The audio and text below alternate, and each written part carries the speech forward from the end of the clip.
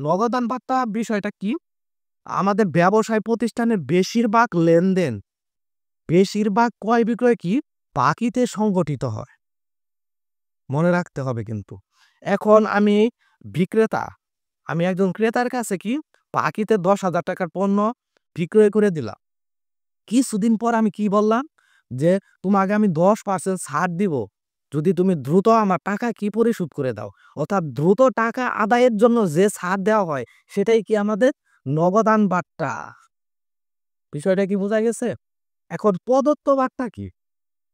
অর্থাৎ আমি বিক্রেতা, আমি যে ছাড় দিলাম তাকে দিলাম না, দিলাম মানে প্রদত্ত, সেটাই কি প্রদত্ত বার্তা।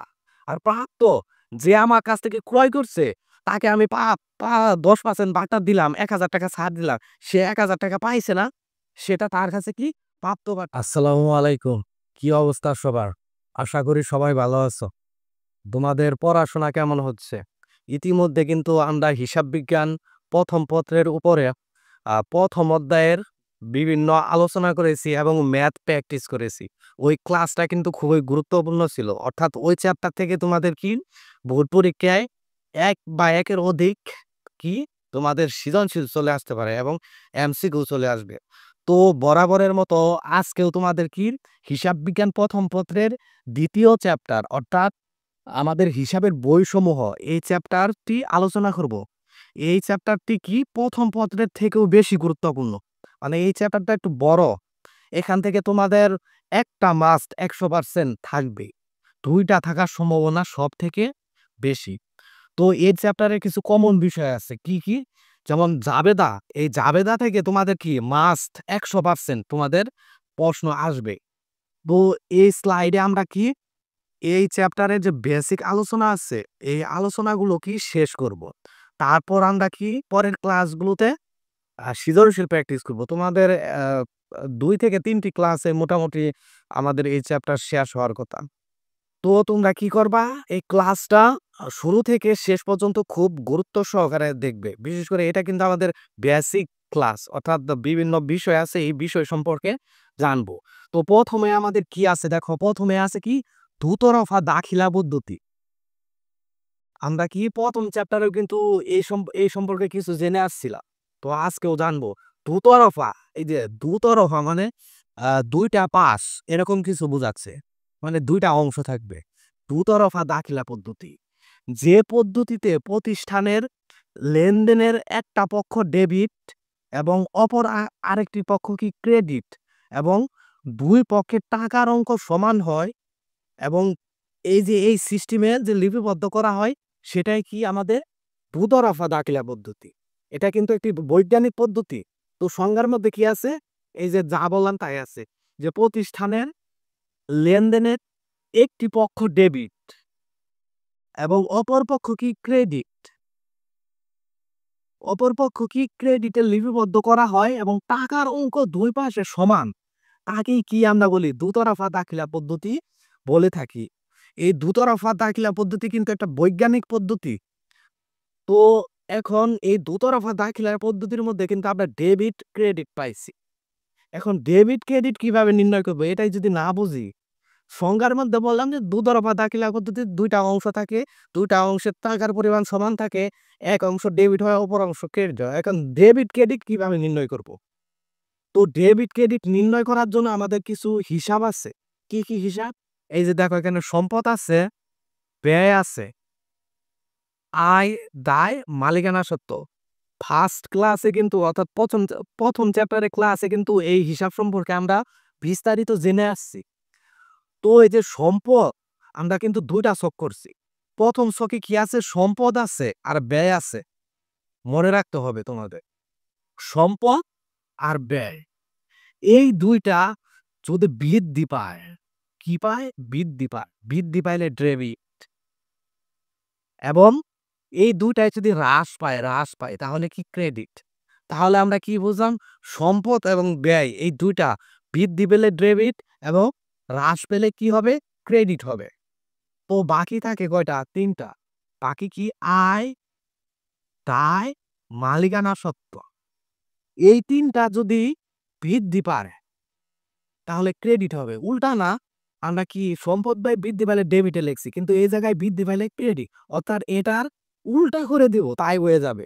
অর্থাৎ আমরা যদি এই দুইটা মনে রাখি, শুধু এইটুকু মনে রাখি, সম্পদ এবং ব্যয় বৃদ্ধি পাইলে ডেবিট, হ্রাস পাইলে ক্রেডিট, এই একটা লাইন যদি আমরা মনে রাখি তাহলে সমস্ত ডেবিট ক্রেডিট কিন্তু হয়ে যাচ্ছে। কিভাবে হচ্ছে?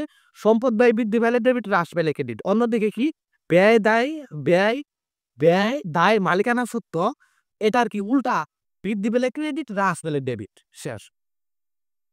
তো এই ডেবিট ক্রেডিট কিভাবে করে পরবর্তীতে আমরা কি অঙ্ক যখন করবো তখন প্র্যাকটিক্যালি দেখিয়ে নিই।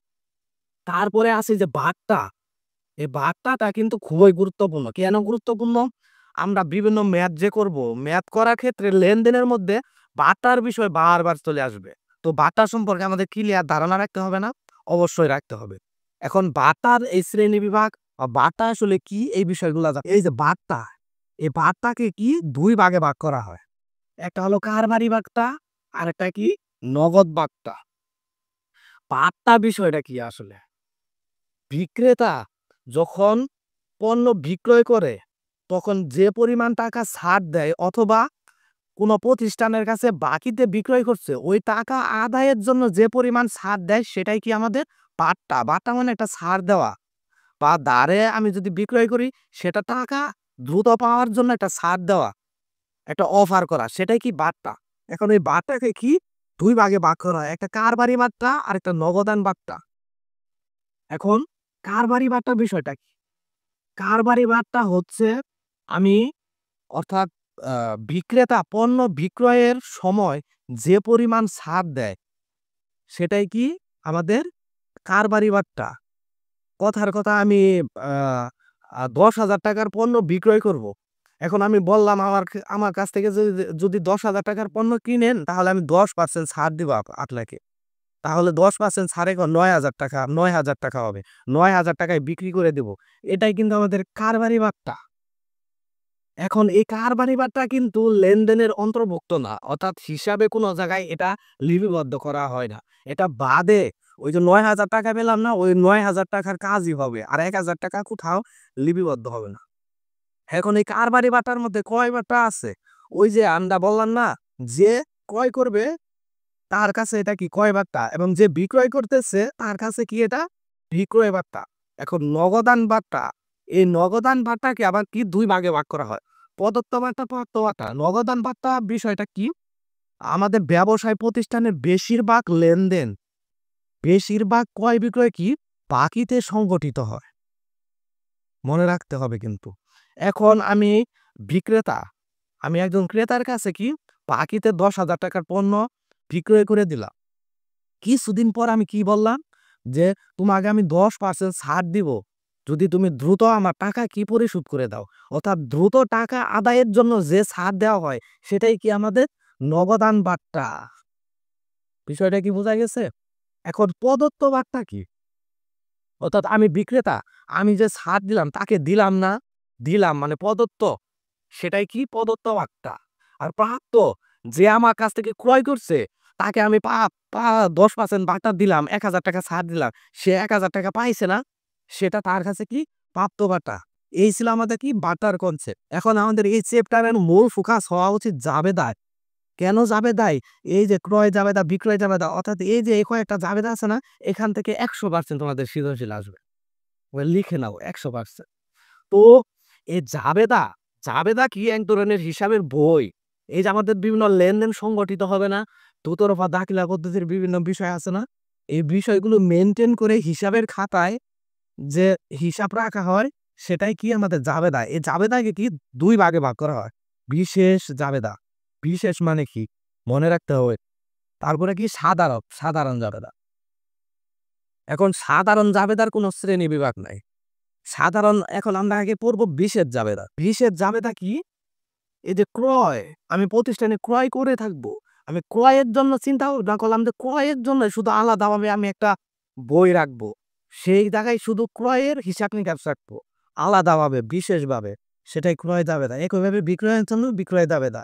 এখন এই যে ক্রয় জাবেদা করলাম আমি আবার চিন্তা করলাম যে ক্রয়ের ক্রয় করলে তো আবার ক্রয় ফেরতও হয়। এই ক্রয় ফেরতের জন্য আলাদাভাবে আরেকটা বই খুললাম। সেটা কি? ক্রয় ফেরত জাবেদা। এই যে বিক্রয় হয়, বিক্রয়ের জন্য আলাদাভাবে কি আর একটা বই করলাম, সেটা কি বিক্রয় জাবেদা। ক্রয় ফেরত জাবেদা মানে কি, ক্রয় করছি সেটার কি ক্রয় ফেরত ঘটলে ক্রয় ফেরত জাবেদা যাবে, বিক্রয় ফেরত ঘটলে বিক্রয় ফেরত জাবেদা যাবে। কিন্তু আরেকটা বিষয়, আমি আমি যে শুধু বলতেছি ক্রয় বিক্রয়, এখন ক্রয় জাবেদায় কোন ক্রয়গুলা যাবে খুবই গুরুত্বপূর্ণ। নোট করে রাখো কি, বাকিতে পণ্য ক্রয়, শুধু বাকিতে পণ্য ক্রয় কি আমাদের ক্রয় জাবেদার অন্তর্ভুক্ত বিষয়। বিক্রয় জাবেদা শুধু বাকিতে বিক্রয়। এখন শুধু বাকিতে বিক্রয় কি বিক্রয়? এখন যদি যন্ত্রপাতি বিক্রয় করি সেটা কি ক্রয় জাবেদায় যাবে? অবশ্যই না। বাকিতে পণ্য, শুধু পণ্য ক্রয় বিক্রয়। যদি বাকিতে শুধু পণ্য ক্রয় করি সেটা ক্রয় জাবেদায়। শুধু বাকিতে পণ্য বিক্রয় করলে সেটা কি বিক্রয় জাবেদায়। এখানে যদি বাকিতে সম্পদ ক্রয় করি সেটা কিন্তু ক্রয় জাবেদায় যাবে না। বাকিতে সম্পদ বিক্রয় করলে কিন্তু বিক্রয় জাবেদা যাবে না। শুধু পণ্য ক্রয় বিক্রয় বাকিতে, সেগুলাই কি ক্রয় বিক্রয় জাবেদা যাবে। ক্রয় ফেরত, ওই যে যেটা ক্রয় করলাম পণ্য সেটা ফেরত, সেটাই কি ক্রয় ফেরত। আবার যেটা বিক্রয় করলাম সেটাই ফেরত যদি ঘটে সেটাই কি বিক্রয় ফেরতে যাবে। এখানে কিন্তু সম্পদ কোনো কিছু যাবে না। নগদ প্রাপ্তি জাবেদা, নগদ প্রাপ্তি জাবেদা মানে কি, নগদে আমার প্রতিষ্ঠানে যে টাকা পাবো আসবে সেটাই নগদ প্রাপ্তি জাবেদায় যাবে। এখানে সম্পদ বিক্রয় হতে পারে, পণ্য বিক্রয় হতে পারে, কিন্তু আমার নগদে হতে হবে। নগদ, এখানে নগদ গুরুত্বপূর্ণ। নগদে প্রদান মানে কি, আমি সম্পত্তি ক্রয় করলাম টাকা দিতে হবে, নগদে দিলাম। তারপরে কি পণ্য ক্রয় করলাম নগদে দিতে হবে, সেটা কি নগদ প্রদান জাবেদায় যাবে। তো এই ছিল আমাদের কি জাবেদার শ্রেণীবিভাগ। তো আমরা কি করব, এর পরের স্লাইডে এই জাবেদার যে বিভিন্ন শ্রেণীবিভাগ আছে, আরেকটা গুরুত্বপূর্ণ, এখন সাধারণ জাবেদা কি। সাধারণ জাবেদা, এই যে আমরা বিশেষ জাবেদা করলাম না, একটা প্রতিষ্ঠানের বিশেষ জাবেদা থাকতেও পারে নাও থাকতে পারে, বা আরো বাড়াতেও পারে। বিশেষ জাবেদা বিভিন্ন প্রকারের হতে পারে, প্রতিষ্ঠানের উপর নির্ভর করে। তো একটা প্রতিষ্ঠানে এই ৬টা বিশেষ, এখানে কয়টা আছে? ৬টা আছে। ৬টার দেখা গেছে ২টা নিয়ন্ত্রণ করে, ক্রয় জাবেদা, বিক্রয় জাবেদা। আর এইগুলো কি আলাদাভাবে করে না।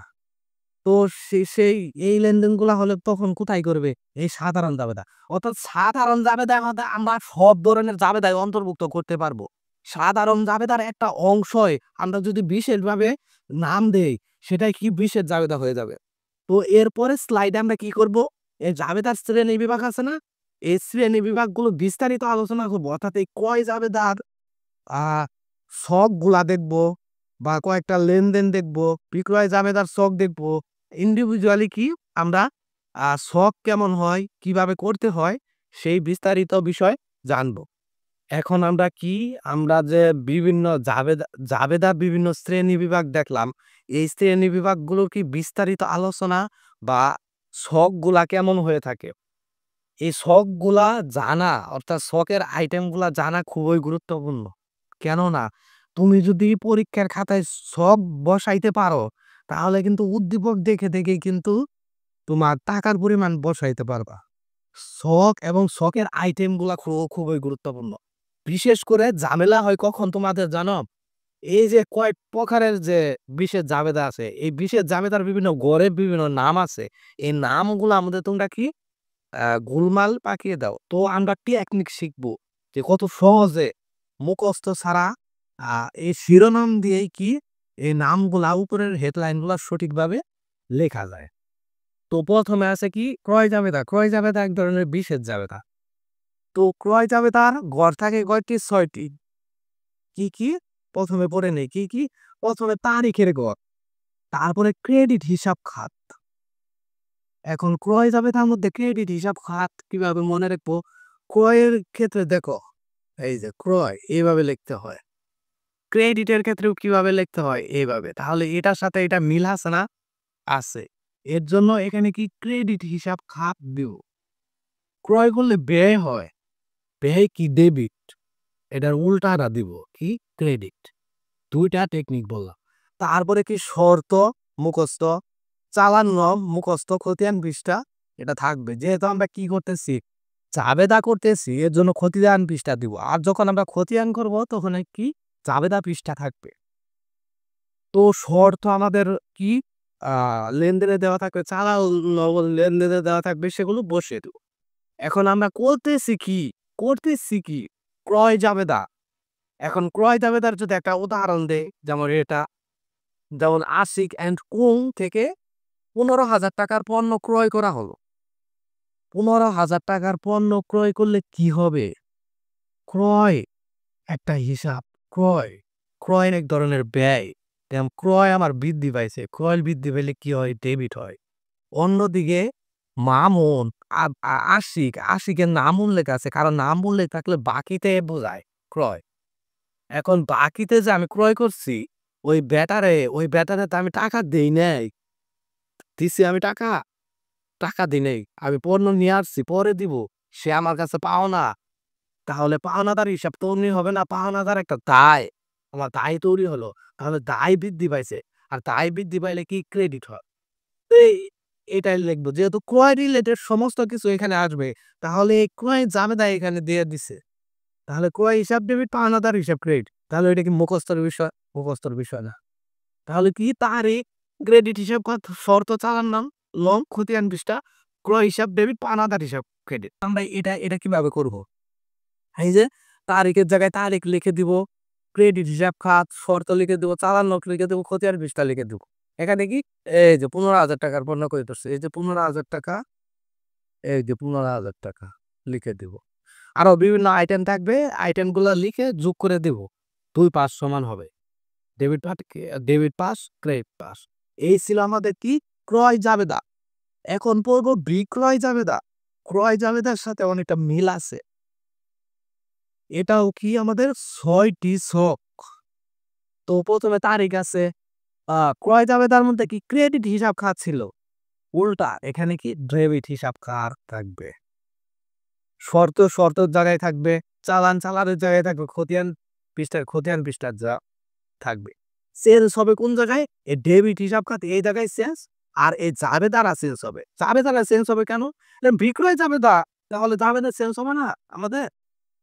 তো বিক্রয় জাবেদার কিভাবে দিব আমরা? একটু খেয়াল করো। এই যেখানে কি? মামুনের নিকট তারে বিক্রয় 10,000 টাকা। 10,000 টাকার পণ্য তারে বিক্রয়। এখন যদি আমি বিক্রয় করি, তাহলে 2টা পক্ষ। একটা বিক্রয়, এই যে বিক্রয়, আরেকটা কি? তারে বিক্রয় করছি কিন্তু টাকা তো এখনো দেয় নাই। আমি তার কাছে প্রাপ্য, অর্থাৎ দেনাদার। প্রাপ্যর আরেকটা নাম কি? দেনাদার। এখন যেহেতু বিক্রয় এক ধরনের আয় বৃদ্ধি পাইলে কি হয়? ক্রেডিট। কিন্তু আমাদের ডেবিট অংশ দিতে হবে। এই যে আমি তার কাছে টাকা পাবো না, প্রাপ্য হিসেবে একটা সম্পদ। তাহলে সম্পদ বৃদ্ধি পাইছে আমার, অর্থাৎ তার কাছে পাবো। তাহলে কি হবে? ডেবিট হবে। তো এই ছিল আমাদের কি? তো এই ছিল আমাদের কি? এই ছিল আমাদের কি? বিক্রয় জাবেদা। তারপরে আছে ক্রয় ফেরত জাবেদা। ক্রয়ের সাথে সম্পর্ক আছে। আমরা যে ক্রয় করছি সেই জায়গা থেকে যদি ফেরত পাঠাই, যার কাছ থেকে ক্রয় করছি, সেটাই কি ক্রয় ফেরত জাবেদা? এই যে আমরা 1 নম্বর লেনদেনে কি করছিলাম? আশিকের থেকে 15,000 টাকার পণ্য ক্রয় করছিলাম। কিন্তু কি করছি আমরা একটা সময়? 5,000 টাকার পণ্য ফেরত পাঠাইছি। ক্রয় করছি আর সমস্যা হয়েছে 5,000 টাকার পণ্যে। এর জন্য কি আমি ফেরত পাঠাবো?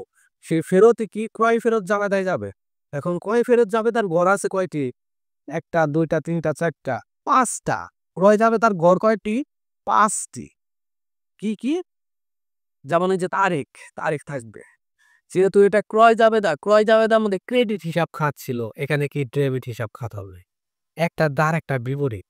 বিক্রয়ের ক্ষেত্রেও কি? বিপরীত, অর্থাৎ বিক্রয়ের সাথে মিলে যাবে। আর এখানে কি? ডেবিট হিসাব খাত হবে এখানে, আবার এখানে কি? ডেবিট নোট হবে। খতিয়ান পৃষ্ঠা বরাবর থাকবে। এখন ক্রয় ফেরত ঝামেলা কিভাবে হবে? দেখো, প্রথমে কি হচ্ছে? আমরা যদি 5,000 টাকার পণ্য ফেরত পাঠাই, তাহলে কি তৈরি হবে? আমরা যে ক্রয় করছিলাম না আগে, এই ক্রয়টা কি? আগে বাড়া সাল, যখন ফেরত পাঠাবো তখন ক্রয় কমে যাবে না? ক্রয় এক ধরনের ব্যয়। ব্যয় বৃদ্ধি পাইলে ডেবিট। কিন্তু এখানে কমে যাচ্ছে। কমে গেলে কি হবে? ক্রেডিট হবে। ডেবিট কি হবে? ডেবিট হবে পাওনাদার। পাওনাদার কি হচ্ছে? আগে পাওনাদার কি? বৃদ্ধি পেয়েছিল। এখন যদি আমি 5,000 টাকার পণ্য দিয়া দেই তারে, সে আমার কাছে পাইছে 15,000 টাকা, 5,000 টাকার পণ্য ফেরত পাইলাম, পাবো কত? 10,000 টাকা। তাহলে পাওনাদার কমে গেল না? তাই পাওনাদার একটা দায়, দায় কমে গেলে কি হয়? ডেবিট হয়, আর বেড়ে গেলে কি হয়? ক্রেডিট হয়। তারপরে বিক্রয় ফেরত যাবে না। এখন তাহলে এটার এন্ট্রি বসিয়ে দেয় আমরা।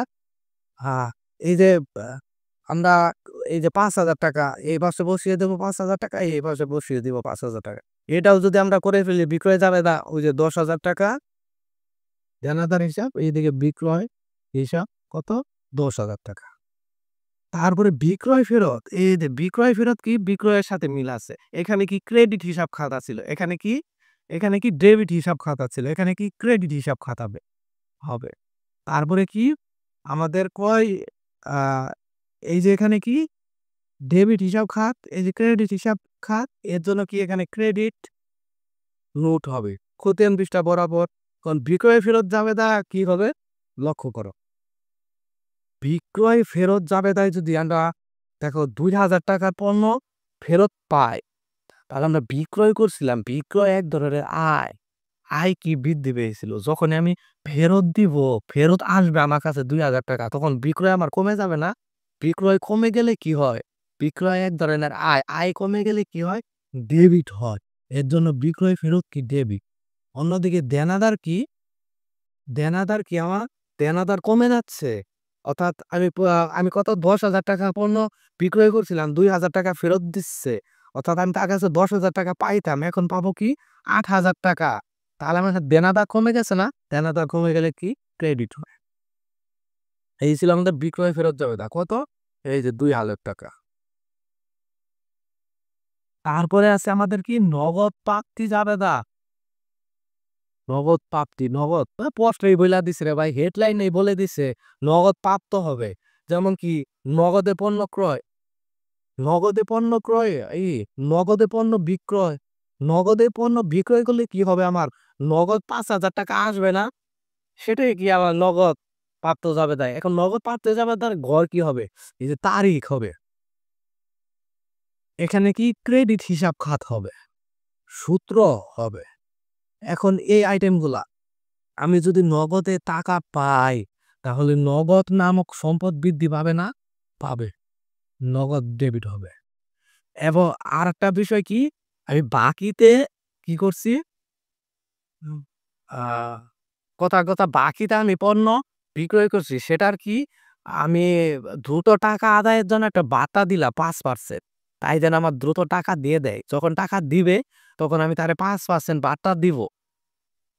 5% ভাতা দিলে তাকে ভাতা প্রদত্ত করতে হবে না, ভাতা এই ধরনের খরচ। তাহলে এই যে প্রদত্ত ভাতা সেটা কি ডেবিটে করে যাবে। অর্থাৎ 10,000 টাকা যদি আমরা প্রাপ্ত বটে 5% ঘোষণা দেয় ভাতা দিব, তাহলে 9,500 টাকা। এই 500 টাকা না, সেটা প্রদত্ত ভাতা সে পাবে, আমি তো পাবো না, তারে দিলাম। তাহলে প্রদত্ত ভাতা আর আমার কি খরচ, এর জন্য কি ডেবিট হবে। বিক্রয়, এখন পাত্তর সাথে বিক্রয় জড়িত হয়, এই যে বিক্রয়, বিক্রয় কি বিক্রয় এক ধরনের আয়, আয় ক্রেডিট হবে। দেনাদার বা যদি আমি বাকিতে বিক্রয় করি, যে প্রাপ্য হিসাব তৈরি হবে, তাহলে প্রাপ্য হিসাব আমাদের, আমাদের যদি টাকা পাইতাম একজনের কাছে কি সেটা আমরা কি প্রদত্ত ভাতার মাধ্যমে আনতেছি, অথবা ভাতা ঘোষণা দিলাম তাই জন্য দ্রুত টাকা দেয়। তাহলে সেই দেনাদার একটা সম্পদ পাইতাম, সেই দেনাদার যদি আমার টাকা দেয় নগদ, তার দেনাদারে কমে যাবে না? দেনাদার বাড়লে ডেবিট, কমে গেলে ক্রেডিট। আর অন্যান্য হিসাব কি ক্রেডিট হবে। একইভাবে কি নগদ প্রদান জাবেদার কি হবে? নগদ প্রদান জাবেদা মানে কি, যদি আমরা পণ্য ক্রয় করি, ক্রয় এক ধরনের ব্যয়, তাহলে ক্রয় করলে আমার টাকা চলে যাবে না? তাহলে ক্রয় হিসাব ডেবিট। পাওনাদার, আমি নগদে কি করছিলাম, আমি বাকিতে ক্রয় করছিলাম, আমার কাছে টাকা পাবে। পাওনাদার বৃদ্ধি পাইছে, পাওনাদার বৃদ্ধি পাইলে কি ক্রেডিট হয়, কিন্তু আমি টাকা পরিশোধ করে দিলাম নগদে, তাহলে কি পাওনাদার কমে যাবে না? তখন পাওনাদার কমে গেলে কি হবে? পাওনাদার একটা দায়, দায় কমে গেলে কি হয়? ডেবিট হয়। অর্থাৎ এটার সাথে কিন্তু সম্পর্ক, এটাকে বিশ্লেষণ করলে আমরা পেয়ে যাব। অন্যান্য হিসাব ডেবিট হবে। অন্যদিকে প্রাপ্য বার্তা, অর্থাৎ আমি যে বিক্রেতাকে টাকা দিয়ে দিব, সে আমারে অফার করছিল তোমারে 5% বার্তা দিব। এর জন্য আমি দ্রুত টাকা দিয়ে দিলাম। তাহলে আমার একটা টাকা ছাড় পাইলাম না? সেটা কি? আমার জন্য আয়, সেটা কি আয় আবার কি বৃদ্ধি পাবে, সেটা কি ক্রেডিট হবে। আর নগদ, নগদ যে আমি টাকা দিয়ে দিব আমার কাছে পায়, তাহলে নগদ নামক সম্পদ কমে যাবে না? সম্পদ কমে গেলে কি ক্রেডিট হয়। এই ছিল আমাদের কি নগদ প্রদান জাবেদা। এরপর কি আছে আমাদের সাধারণ জাবেদা। অর্থাৎ একটা প্রতিষ্ঠানে বিশেষ জাবেদা থাকতেও পারে, নাও থাকতে পারে, কিন্তু সাধারণ জাবেদা অবশ্যই থাকতে হবে। এই যে বিশেষ জাবেদা যদি না করে সমস্যা নাই, আর সাধারণ জাবেদার ভিতরে অন্তর্ভুক্ত হবে। অর্থাৎ সাধারণ জাবেদার মধ্যে সব ধরনের জাবেদা নেওয়া যায়, কিন্তু আলাদা আলাদা বিশেষ জাবেদার মধ্যে ওই বিশেষ জাবেদাই অন্তর্ভুক্ত হবে। তো সাধারণ জাবেদা সব কয়টি? 5টি। এই সাধারণ জাবেদা তোমাদের 100% মেয়াদ থাকবে। তো কি তারিখ লিখবো? হিসাবে না হো ব্যাখ্যা। খতিয়ান পৃষ্ঠা যেহেতু আলাদা করছে, এর জন্য খতিয়ান পৃষ্ঠা ডেবিট টাকা, ক্রেডিট টাকা।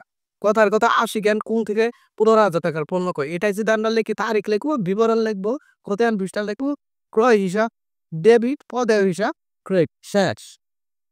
টাকার অঙ্ক আমরা বসিয়ে দিব। টাকার অঙ্ক এখানে ক্রয় হিসাব, পদের হিসাব লিখবো। তো এই ছিল আমাদের কি হিসাব বিজ্ঞান প্রথম পত্রের 2য় অধ্যায়ের আলোচনা। এর পরবর্তী ক্লাসে আমরা কি সৃজনশীল অর্থাৎ বিগত বছরে এই চ্যাপ্টার থেকে আসা সৃজনশীল প্র্যাকটিস করব। তো আমাদের কি হতে পারে, 2টি ক্লাসেও শেষ হয়ে যেতে পারে। আর তোমাদের যদি আগ্রহ থাকে, অর্থাৎ তোমরা যদি আরো সৃজনশীল প্র্যাকটিস চাও, তাহলে 3টি ক্লাসের মাধ্যমে আমরা কি এই চ্যাপ্টার শেষ করব। তো সবাই ভালো থাকো, আমাদের সাথে থাকো। আমাদের ভিডিওগুলা বিভিন্ন সাবজেক্টের ভিডিও আসতেছে। ইনশাআল্লাহ তোমাদের নিয়ে আমরা কি বহুদূর যেতে চাই। আল্লাহ হাফেজ।